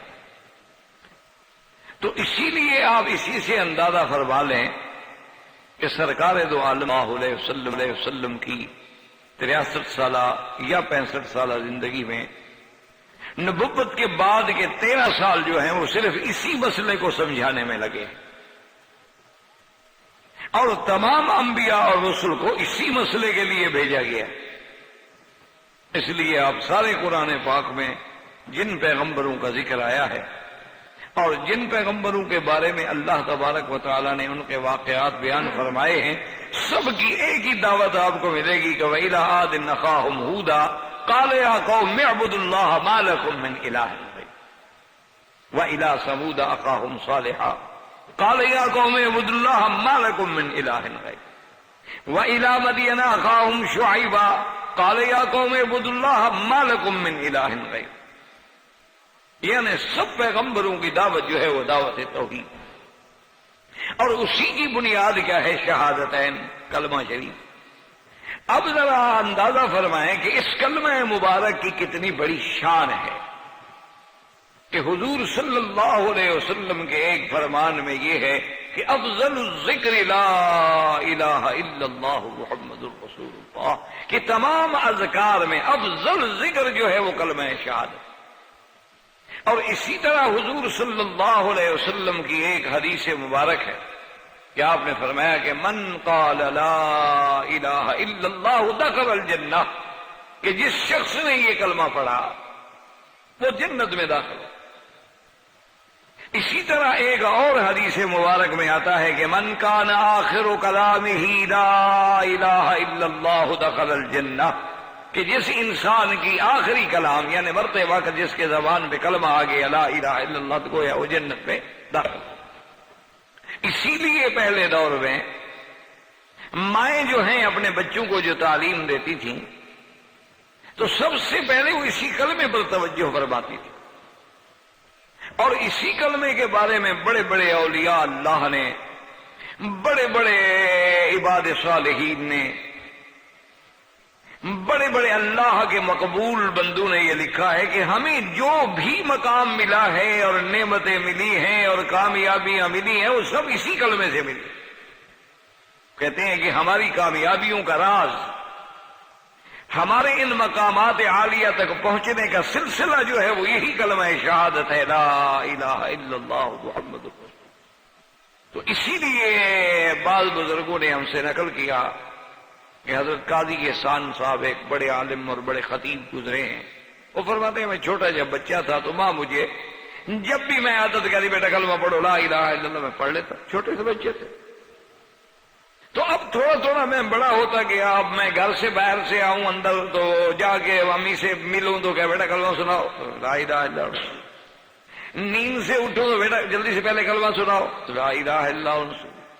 سکول جانے کے لیے تیار ہو جاؤں بستہ وستہ باندھ کے بیٹا کلمہ سناؤ. وہ کہتے ہیں کہ جب آہستہ آہستہ آہستہ آہستہ میں بڑا ہوتا گیا، کچھ مجھے بھی عقل آ گئی، کچھ سمجھ آ گئی، تو میں نے ایک دن والدہ صاحبہ سے آ کے وہ جھگڑا کیا، بیٹوں والا جھگڑا ہوتا ہے جو عزت والا، کہ ہم یار یہ کیا ہے، ہر وقت مجھے کہتی ہے کلمہ پڑھو کلمہ پڑھو، سوتا ہے کلمہ پڑھو، سو رہے ہو تو کلمہ پڑھو، نیند سے اٹھ رہے ہو تو کلمہ پڑھو، اسکول جا رہے ہو تو کلمہ پڑھو، کھیل کے باہر سے آ رہا ہو کلمہ پڑھو. کیا آپ مجھے مسلمان نہیں سمجھتی ہے؟ تو انہوں نے کہا کہ نہیں بیٹا، اصل بات یہ ہے کہ جو بات کسی کی زبان پہ چڑھ جاتی ہے نا تو وہ بال ارادہ یا بلا ارادہ پھر اسی کی زبان سے وہی چیز نکلتی رہتی. آپ دیکھتے ہیں نا کہ بعض آدمیوں کی زبان پہ ایک کلمہ چڑھ جاتا ہے حتیٰ کہ اس کا تقیہ کلام بن جاتا ہے. وہ لاکھ روکنا چاہے کہ میں یہ کلمہ نہ کہوں لیکن اس کی زبان سے نکلے گا، وہ ہر حال میں کہے گا. بہت سارے لوگوں کا عادت، اچھا جی بعض لوگوں کو عادت ہوتی ہے اگر، بعض لوگوں کو عادت ہوتی ہے کوئی کسی اور کلمے کی، تو جو کلمہ زبان پہ چڑھ جائے گا وہ زبان سے بلا ارادہ یا بال ارادہ ضرور نکلتا ہے.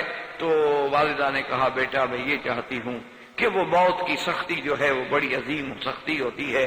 اگر زبان پہ آپ کے یہ کلمہ ایک دفعہ چڑھ گیا تو اس وقت بلا ارادہ بھی یہ کلمہ نکلے گا، اور اگر اس وقت یہ کلمہ طیبہ آ جائے تو سبحان اللہ، اس سے بڑی کیا بشارت ہے کہ حضور صلی اللہ علیہ وسلم نے فرمایا کہ داخل الجنہ و جنت میں داخل ہو.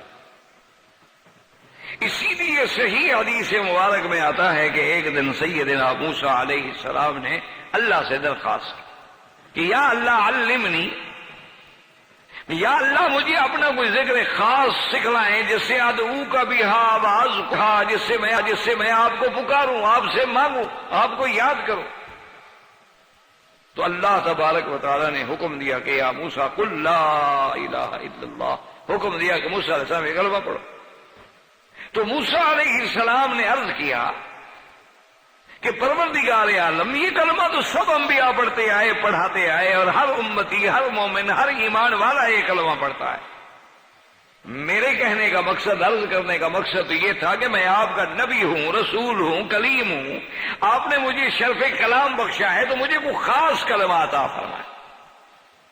تو اللہ نے ارشاد فرمایا کہ موسیٰ علیہ السلام کہ اگر 7 آسمان 7 زمینیں اور جو کچھ ان میں ہے اللہ کے سوا، اس کو فی کفت ایک پلڑے میں ڈال دو ترازو کے، اور لا الہ الا اللہ کو ایک پلڑے میں ڈال دو، مالت بہن، یہ کلمے کا پلڑا جو ہے یہ بھاری ہو جائے گا، تم کیا کہہ رہے؟ تو حضرت موسیٰ علیہ السلام کو اطمینان ہوا کہ یہ تو اتنی بڑی نعمت ہے کہ آپ اندازہ فرمائیں وزن کی بھی کوئی حد ہوتی ہے، وزن اور میزان کی بھی کوئی حد ہوتی ہے کہ ایک طرف تو 7 آسمان 7 زمین وآمرہن غیری، اور سب کو جس میں ڈال دو فی کفت، اور دوسرے کفے میں کیا ہو لا الہ الا اللہ، تو مالت بہن، لیکن یہ بھاری ہو جائے گا۔ لیکن اسی میں یہ بات بھی سمجھ لیں کہ یہ مسئلہ میزان جو ہے، ہمارا تو ایمان ہے کہ قیامت میں میزان حق ہے، اعمال صالحہ کا بھی میزان ہوگا، لیکن یہ بڑا اختلافی مسئلہ بھی ہے، اور اس پہ اعداء اسلام نے بھی بڑے مثالیں لگائے ہیں کہ جی ساری دنیا کے پہاڑ ہیں، زمینیں ہیں، چیزیں ہیں، وہ ایک طرف رکھ دو اور کلمہ ایک طرف رکھ دو، کیا مانا کس چیز کا وزن ہے؟ تو اس لیے ہمیشہ یاد رکھیں کہ بعض وزن جو ہے ظاہری اور محسوس ہوتا ہے، اور بعض اوزان جو ہیں وہ معنوی ہوتے ہیں، ظاہر میں وہ محسوس نہیں ہوتے، ظاہر میں ان کا کوئی وزن محسوس نہیں ہوتا، اور لیکن معنوی طور پہ ان کا بہت بڑا وزن ہوتا۔ اب آپ دیکھیں نا کہ جیسے کسی کے پاس ان کے والدین کسی کی سفارش بن کے آ جائیں، اس کا کوئی شیخ سفارشی بن کے آ جائے، استاد سفارشی بن کے آ جائے، اس کے اپنے اس علاقے کا کوئی بہت بڑا آدمی MNA MPA کوئی ذمہ دار آ جائے، تو اب وہ کہتا ہے کہ جناب آپ کے تو احسانات مجھ پر اتنا بوجھ ہے کہ میں تو سر نہیں اٹھا سکتا، تو احسان کا بوجھ کہاں پڑا ہوا ہوتا ہے وہ سر پہ؟ تو معنی یہ ہوتا ہے کہ معنوی طور پر جیسے کہ سکھل وحی، کہ جب حضور صلی اللہ علیہ وسلم پہ وحی آتی تھی تو اللہ کے وحی کا قرآن کا اتنا وزن ہوتا تھا کہ ایک صحابی کہتے ہیں کہ میری ران پہ حضور نے اپنی ران رکھی ہوئی تھی تو میں ڈر گیا کہ میری ٹانگ ٹوٹ جائے، اور یہ تو کئی دفعہ ہوا کہ حضور جیسے اونٹنی پہ سوار ہیں، اونٹنی بیٹھ گئی، تحمل نہیں کر سکی اس سکھل وحی کا۔ تو اس لیے بعض اعداء اسلام، چونکہ اعداء اسلام تو اسی انتظار میں بیٹھے ہوتے ہیں نا کہ ہمیں کوئی موقع ملے اور ہم اسلام پہ اعتراض کریں کہ جی کلمے کا وزن کیسے ہوگا، اور جی نامہ اعمال میں اعمال کا وزن کیسے ہوگا، ہم نے تو ایک گناہ کیا تھا 1900 مثلا 80 میں 90 میں 94 میں 2000 میں 2002 میں، اور حساب ہوگا 6000 سال بعد، وہ تو گناہ ہوا ختم ہو گیا، وزن کیا ہوگا؟ اور اگر ہم نے ایک عمل صالح کیا تھا آج سے 50 سال پہلے، تو وہ عمل کیا تھا، وقت تھا گزر گیا، تو اب قیامت والے دن کیا وزن ہوگا؟ تو اسی لیے یہ ایک مسئلہ جو ہے بڑا مارکۃ الآراء مسئلہ ہے کتابوں کے اندر، لیکن تائید یہ ہوتی ہے، علماء فرماتے ہیں کہ وہ نامہ اعمال جو ہیں وہ وزن، یہ نہیں کہ اعمال وزن ہوں گے، کیونکہ اس کے بارے میں بھی ایک حدیث مبارک ہے، اور صحیح حدیث مبارک ہے جس کو شیخین نے بھی روایت کیا ہے، اور سیاستہ میں تمام ائمہ محدثین نے روایت فرمایا ہے۔ ایک حدیث میں آتا ہے کہ یصاح برجل علی رؤوس الخلائق یوم القیامہ، یصاح برجل علی رؤوس الخلائق یوم القیامہ، کہ قیامت والے دن پکارا جائے گا فلاں فلاں فلاں آ جاؤ، فَيُنْشَرُ لَهُ سِجِلًّا فَيُنْشَرُ لَهُ 99 سِجِلَّاتٍ كُلُّ سِجِلٍّ مِّنْهَا مَدَّ الْبَصَرِ، اس کے اعمال کی 90 دفتر جو ہیں وہ لائے جائیں گے، 90 دفتروں میں سارے اعمال لکھے ہوئے، اور ایک ایک دفتر اتنا لمبا ہوگا مد البصر، جہاں تک نظر جاتی ہے، اور 90 دفتر ہوگا، اور وہ رکھ دیا جائے گا، اور ایک طرف جو ہے ایک بتاگا، ایک چھوٹا سا پرزہ ہوگا کاغذ کا، وہ رکھا ہوا ہے، اور اللہ تبارک و تعالیٰ فرما میرے بندے اپنے بندے اب تمہارے اعمال کا وزن ہوگا۔ تو وہ بندہ عرض کرے گا کہ یا اللہ کیا وزن ہونا ہے؟ وزن تو سامنے ہے، میرے گناہوں کے یہ سجلات ہیں، 90 دفتر بھرے ہوئے ہیں، اور مد البصر تک جو ہے بھرے ہوئے ہیں، اور میرے نیکیوں کے پلڑے میں تو ایک کاغذ رکھا ہوا ہے، اتنا چھوٹا سا ایک پتاگا رکھا ہوا ہے، تو اس کا وزن کیا کرنا ہے مولا؟ آپ تو جانتے ہیں، ویسے بھی نظر آ رہا ہے سب کچھ۔ اللہ فرمایا کہ انک لا تظلم، میرے بندے تجھ پہ کبھی ظلم نہیں ہوگا، کیونکہ میں تو ظلم سے پاک ہوں، منزہ ہوں۔ ان اللہ لا یظلم مثقال ذرۃ، اللہ تو ذرے کے برابر بھی کسی بندے پہ ظلم نہیں فرماتے ہیں، وہ ظلم سے پاک ہیں۔ اللہ فرمائے کہ میرے بندے انصاف ہوگا اور تجھ پر ظلم نہیں ہوگا کہ مولا کریم ظلم تو آپ نہیں فرمائیں گے، آپ ظلم سے منزہ ہیں، پاک ہیں، آپ یا عدل فرمائیں گے، لیکن معاملہ تو ظاہر ہے۔ اللہ حکم دیں گے ملائکہ کو کہ وزن، تو حدیث میں آتا ہے فمال، کہ وہ جو کاغذ کا پتاگا کا پرزہ تھا چھوٹا سا، اس کے سامنے ایک طرف 90 سجل لاتے اور ایک طرف وہ چھوٹے سے کاغذ کا پرزہ، وہ بھاری ہو گیا، اور جس کے نیکیوں کا پلڑا بھاری ہو جائے وہ تو کامیاب ہو گیا۔ فمن ثقلت موازینہ فاولئک هم المفلحون، اللہ کے قرآن کا فیصلہ کہ جس کی نیکیوں کا پلڑا بھاری ہو جائے گا وہ تو کامیاب ہو گیا۔ اور یہی وہ فرق ہے دنیا میں، اسلام کے نظام میں اور آپ کے دنیا کے اندر جو موجودہ کا نظام ہے اور جمہوری نظام ہے، کہ جمہوری نظام میں انسانوں کو گنا جاتا ہے، اسلام میں تولا جاتا ہے، بس یہی فرق کہ یہاں تو آدمی کو گنا جاتا ہے کہ ایک طرف 100 ہے، ایک طرف 99 ہے، 99 والا ہار گیا، 100 والا جیت گیا، کیونکہ اس کا عدد زیادہ ہے۔ اسلام یہ نہیں دیکھتا ہے کہ بھی عدد کتنا ہے، یہاں وزن ہوتا ہے کہ اس کے عمل کے اندر وزن کتنا ہے۔ اس لیے فمن ثقلت موازینہ، تو اب وہ حیران ہو جائے گا، بندہ کہے گا اللہ میاں میری کون سی ایسی نیکی تھی کہ جو اتنی بھاری ہو گئی؟ اللہ فرمائے کہ ملائکہ کو میرے بندے کو دکھاؤ، تو اس بتاگے پہ کیا ہوگا؟ اس کی وہ گواہی، شہادت اللہ الہ الا اللہ وان محمد رسول اللہ، تو ایک کلمہ جو ہے وہ اتنا بھاری ہو گیا۔ اسی لیے امام بخاری رحمت اللہ علیہ نے اپنی کتاب جو ہے ان کی الصحیح الجامع، جس کو مشہور بخاری شریف، اس کو ختم جو کیا ہے تو اسی حدیث پہ ختم کیا ہے کہ کلمتان ثقیلتان فی المیزان خفیفتان علی اللسان حبیبتان الی الرحمن، او کما قال رسول اللہ صلی اللہ علیہ وسلم، کہ دو کلمات ہیں وہ پڑھنے میں بڑے آسان ہیں، زبان میں بڑے ہلکے ہیں، میزان میں بڑے بھاری ہیں۔ وہ کون سے کلمے ہیں؟ سبحان اللہ و بحمدہ سبحان اللہ العظیم۔ تو اسی پہ امام بخاری رحمت اللہ علیہ نے اپنی کتاب صحیح البخاری کو ختم کروایا۔ تو آپ اسی سے اندازہ فرمائیں کہ دو کلمے ہیں لیکن میزان میں بہت بھاری ہیں، زبان پہ بہت ہلکے ہیں۔ تو اس لیے کہ کلمہ کی مبارک کی جو مقام ہے اور جو عظمت ہے کہ اللہ نے فرمایا موسیٰ علیہ السلام سے کہ قل لا الہ الا اللہ، کہ تم یہی کلمہ پڑھو اور یہی افضل الذکر ہے اور یہی وہ کلمہ ہے جس کے لیے اللہ نے تمام انبیاء علیہ السلام کو بھیجا ہے، اور تمام انبیاء علیہ السلام اسی کی دعوت دینے کے لیے آئے ہیں۔ اور سب سے پہلے یہی وہ کلمہ ہے کہ بنی الاسلام علی خمس، شہادت اللہ الہ الا اللہ وان محمد رسول اللہ، اس کے بعد اقام الصلاۃ، ایتاء الزکوٰۃ، صوم رمضان، حج البیت لمن استطاع الیہ سبیلا۔ اسی لیے ایک حدیث مبارک میں آتا ہے کہ سیدنا معاذ رضی اللہ تعالی عنہ کو جب حضور نے بھیجا یمن کی طرف، تو سب سے پہلے آپ نے فرمایا کہ معاذ فادعوہم، سب سے پہلے دعوت دینی ہے کس کی طرف؟ لا الہ الا اللہ، سب سے پہلے ان کو اللہ کی توحید کی دعوت۔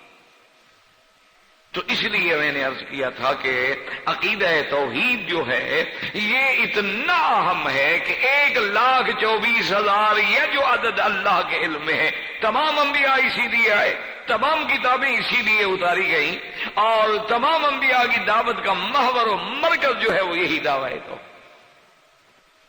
لیکن اب بات اصل میں سمجھیں کہ لوگوں نے یہ سمجھ لیا ہے، اور یہی وہ بنیادی غلطی ہے جس کی وجہ سے آج ہم بڑی بڑی گمراہیوں میں مبتلا ہو گئے۔ یہ اصل میں بنیادی غلطی ہے جس کی طرف ہم توجہ نہیں کرتے، اور سارے مصائب و آلام اور سارے جتنے فتن اور جتنے گمراہیاں پیدا ہو رہی ہیں اس کی وہ اسی غلطی کی وجہ سے ہو رہی ہیں کہ ہم نے یہ سمجھ لیا ہے کہ بس زبان سے کہہ دیا لا الہ الا اللہ بس کافی، ہم نے یہی اور یہی وہ بنیادی دھوکہ ہے جس میں پڑھ کے ساری تباہی اور بربادی ہو رہی۔ ہم نے کہا کہ دیکھو جی حدیث مبارک میں تو یہی لفظ ہے نا کہ من قال لا الہ الا اللہ، جس نے یہ کلمہ کہا دخل الجنہ، جنت چلا گیا۔ تو بس کلمے کہنے دیں ہم جنت میں چلے جائیں گے۔ لیکن یاد رکھیں میرے عزیز کہ ہر چیز کے لیے کچھ شرائط ہیں، کچھ ارکان ہیں۔ کیا مانا آپ نماز پڑھتے ہیں لیکن نماز کے لیے بھی شروط ہیں، ارکان ہیں۔ آپ وضو فرماتے ہیں لیکن وضو کے لیے بھی شروط ہیں، ارکان ہیں۔ آپ غسل فرماتے ہیں، غسل کے لیے بھی شروط ہیں، ارکان ہیں۔ اور شرط کا معنی یہ ہوتا ہے، یہ متفق علیہ تعریف ہے کہ اذا فات الشرط فات المشروط، جب شرط گئی تو مشروط ختم ہو گیا۔ یہ ایک متفق علیہ قاعدہ ہے جس میں کوئی اختلاف۔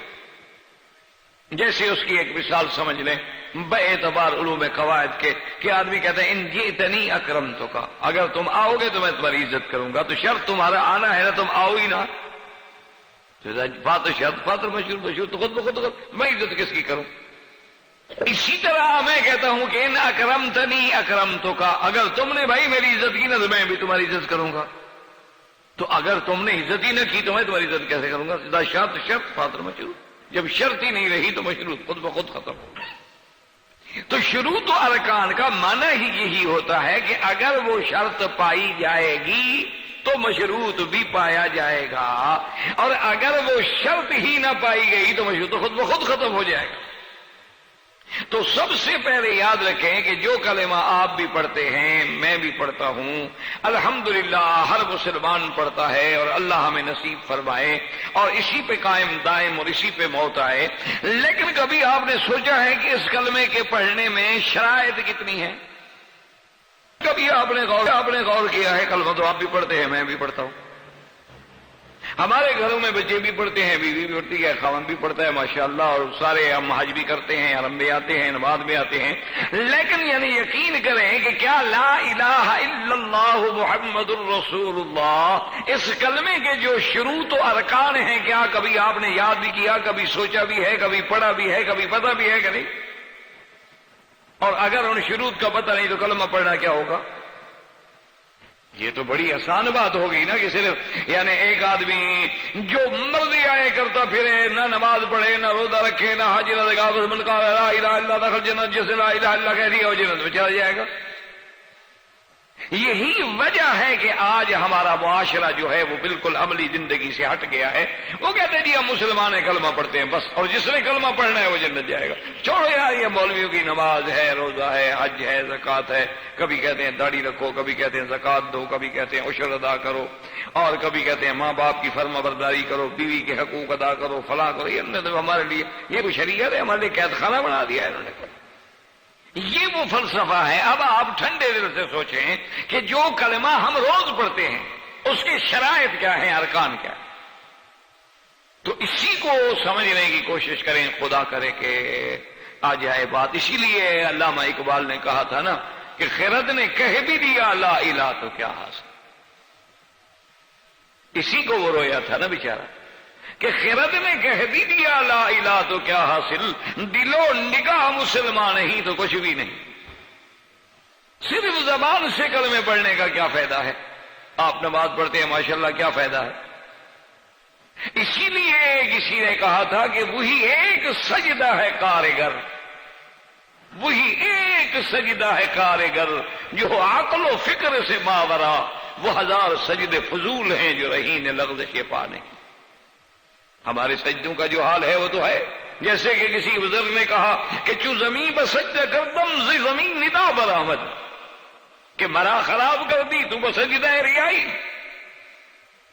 کہ جب میں زمین پہ سجدہ کرتا ہوں تو زمین سے آواز آتی ہے کہ ظالم مجھے تو گندا نہ کرو۔ اپنے پلید سجدے کر کر کے، ریا والے سجدے کر کر کے، لوگوں کو دکھانے کے لیے سجدے کر کر کے، مجھے تو گندا نہ کرو، خراب نہ کرو، مجھے کیوں پلید کر رہے ہو؟ زِ طواف کعبہ رفتم چو ندا برآمد، کہ جب میں کعبے کو طواف کے لیے جاتا ہوں تو کعبے سے آواز آتی ہے کہ بیرون درچے کر دی، کہ درون خانہ آئی، میرے باہر تم کیا کرتے رہے ہو؟ کہ بندر بھی آ گئے ہو حضرت؟ تو کبھی آپ نے غور بھی کیا ہے؟ ہم سب ماشاءاللہ کلمہ پڑھتے ہیں لا الہ الا اللہ، اس کے شرائط کیا ہیں، ارکان کیا ہیں؟ اور اگر شرائط و ارکان کا ہمیں علم نہیں، یا وہ شرائط و ارکان ہم جانتے نہیں، پائے نہیں جاتے، تو پھر اس کلمے کا نتیجہ کیا ہوگا؟ اسی لیے علماء نے لکھا ہے کہ جس شخص کو لا الہ الا اللہ کے کلمے کے شروط و ارکان کا پتہ نہیں ہے، وذالک جہل صرف نہیں، محض جہل ہے، اس کے کلمے پڑھنے کا کوئی فائدہ نہیں۔ اس طرح تو آپ طوطے کو بھی سکھا دیں، طوطا بھی پڑھ لیتا ہے لا الہ الا اللہ۔ آپ مینا کو سکھا دیں، مینا بھی پڑھ لے گی لا الہ الا اللہ۔ آپ کیسٹ میں بھر دیں، کیسٹ ساری رات پڑھتی رہے گی لا الہ الا اللہ لا الہ الا اللہ لا الہ، تو کیا ہو جائے گا؟ کیسٹ کو فائدہ ہو جائے گا پڑھنے سے۔ طوطا جب پڑھے گا تو وہ بھی پڑھنے سے مسلمان ہو جائے گا اور سیدھا جنت میں چلا جائے گا۔ تو اسی لیے سمجھیں کہ کلمے کے شرائط کیا ہے، اسی پہ اب پوری توجہ کے ساتھ انشاءاللہ غور کریں اور یاد کرنے کی کوشش کریں، تاکہ خدا کرے تیرا میرا کلمہ ٹھیک ہو جائے۔ اسی لیے آپ نے دیکھا ہے کہ بڑے بڑے بزرگ، بڑی بڑی جماعتیں، بڑے بڑے اہل اللہ صرف اسی پہ زور لگاتے ہیں کہ کسی طرح کلمہ صحیح ہو جائے۔ اگر یہ صحیح ہو جائے تو پھر تو ساری بات ہی ٹھیک ہو چکی، یہ تو بنیاد ہے۔ اب یاد رکھیں کہ کلمے کو صحیح کرنے کے لیے شرائط ہیں، اور اس کی سب سے پہلی شرط کیا ہے؟ یاد رکھیں، نمبر 1 اس کی شرط کیا ہے؟ العلم۔ العلم کیا معنی؟ العلم بمعناها، ہمیں کلمے کا معنی آتا ہو، ہمیں کلمہ شریف کا معنی آنا چاہیے۔ پہلی شرط ہی اس کا جاننا ہے۔ اگر ایک ہے ماننا اور ایک ہے جاننا، چلو ایک آدمی جاننا تو ہے، ماننا ہے لیکن جانتا نہیں۔ ایک آدمی مانتا ہے کہ نماز ہے لیکن جانتا نہیں کہ نماز کیسے پڑھی جائے گی، تو نماز ہو جائے گی؟ ایک آدمی مانتا ہے کہ اگر آدمی کو جنابت ہو جائے تو غسل ضروری ہے، ایک میری بیٹی مانتی ہے کہ حیض کے بعد غسل ضروری ہے، لیکن وہ شرائط غسل سے نہ واقف ہے، تو کیسے پاک ہوگی؟ تو اس لیے پہلی شرط یاد رکھیں کہ کلمے کی پہلی شرط کیا ہے؟ کہ اس کو علم۔